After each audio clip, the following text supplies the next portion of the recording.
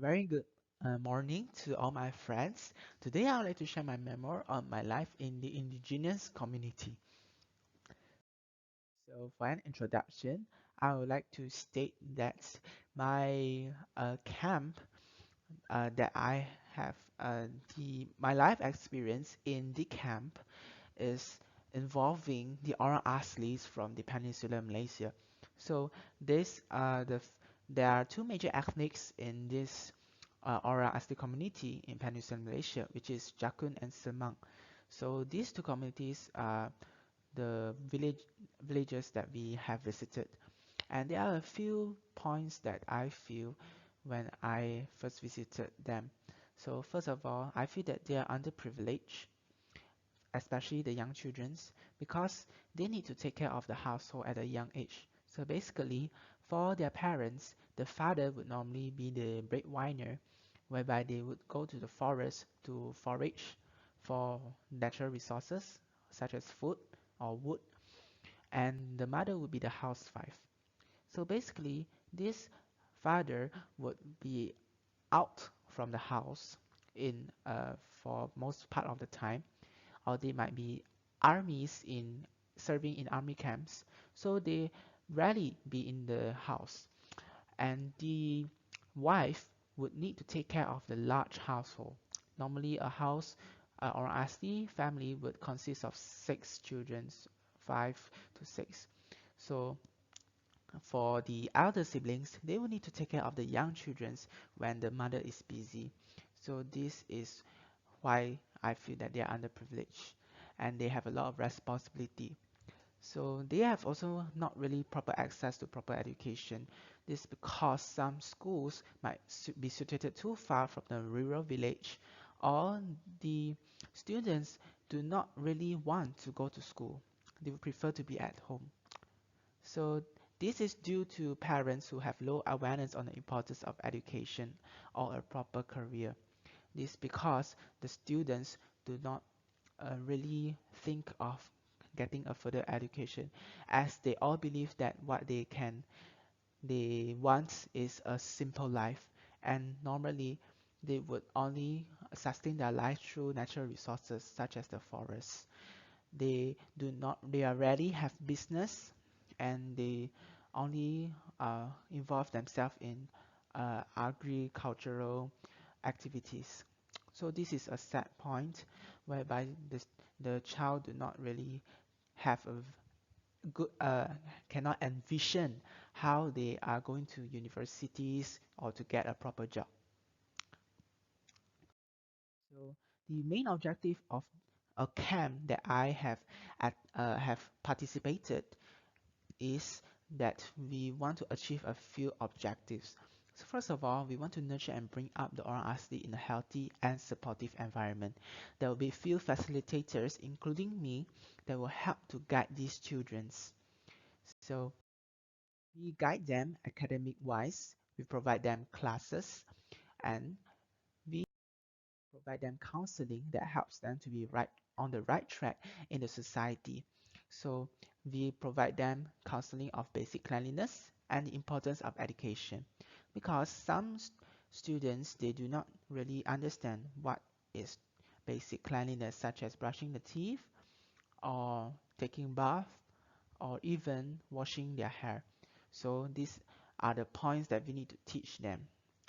They might also even not know how to use the toilet. So this is some very serious basic cleanliness that we need to instill in them. And next, we would I have placed few I have identified few multicultural elements in my memoir. So there's discipline, love, and gratefulness. These values would be evident throughout my whole memoir, and I would state it out.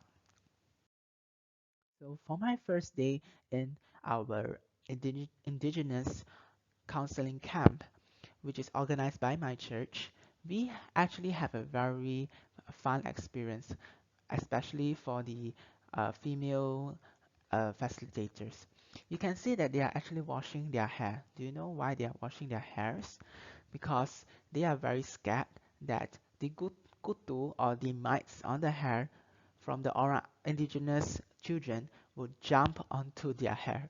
So basically what we do on the first day, we are going to thoroughly wash all the hair of the indigenous children because they are infested with mites. And after washing their hairs, we also need to wash our hairs because we are so scared that the mites will jump on our hair too. And there are a few challenges that we face throughout the camp. Firstly, we are physically and mentally tired because every day is a new challenge for us. And because our Asli children are quite a new thing for us, we need to always be flexible and to change according to their needs.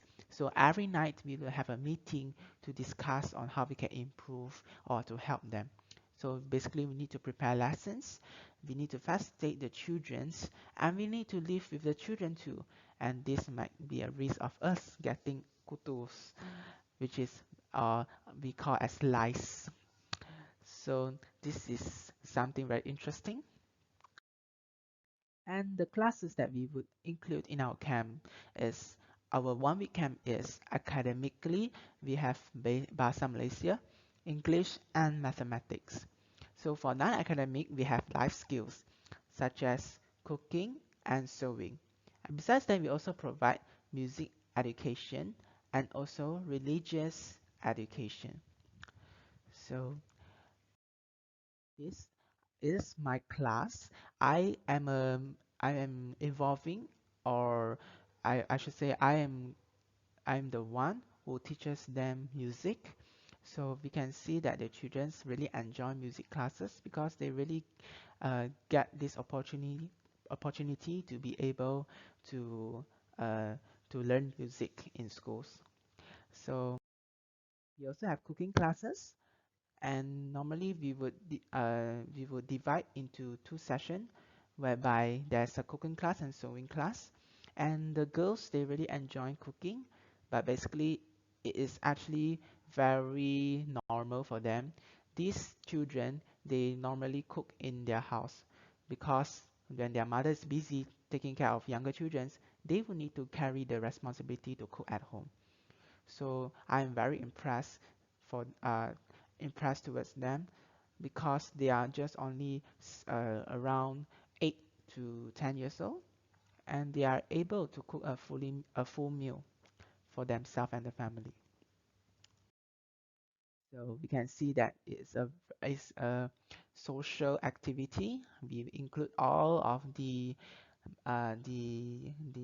students to participate in a cooking class. And we also have meal times. So during meal times, we will see that we promote of loving one another, whereby we gather together and to eat together. And we also want them to bond together, especially with us as the facilitators. So when during the last day of our camp, we actually go to our outing in Ipoh, which is Gunung Lang. You can see that these children rarely come out from their villages, and they feel very grateful because they are able to visit such new places. And this is a very memorable experience, as we can see how these children feel very excited when they go into these natural places, or even to be in touch with the modern cities.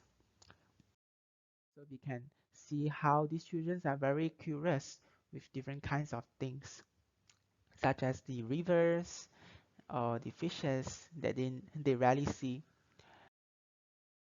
And we actually develop a bond with them. You can see that all the facilitators are very happy joining with them in pictures. And we also join with them in lots of activities such as climbing, or we just love to be with them. So the rewards that I have got from this camp is firstly the few multicultural elements such as discipline, whereby we need to be disciplined to in order to organize the classes and camp for them. And secondly, love, because we need to love them, and gratefulness because we can observe that the Orang Asli is very grateful towards this camp.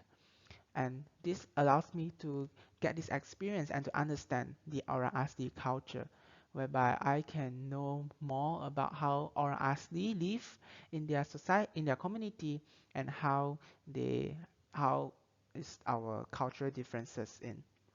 So it also allows me to improve my Bahasa Melayu because they basically talk and communicate with us in Bahasa Melayu.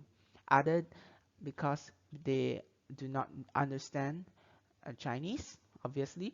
They do not understand, they do not really have a good grasp in English, and they normally would speak their own indigenous language. So Bahasa Melayu is a bridge between us, and this allows us to connect our cultural differences. So language is very important. And so I would like to say thank you to for those of my friends who have watched this memo until this very last page. Thank you.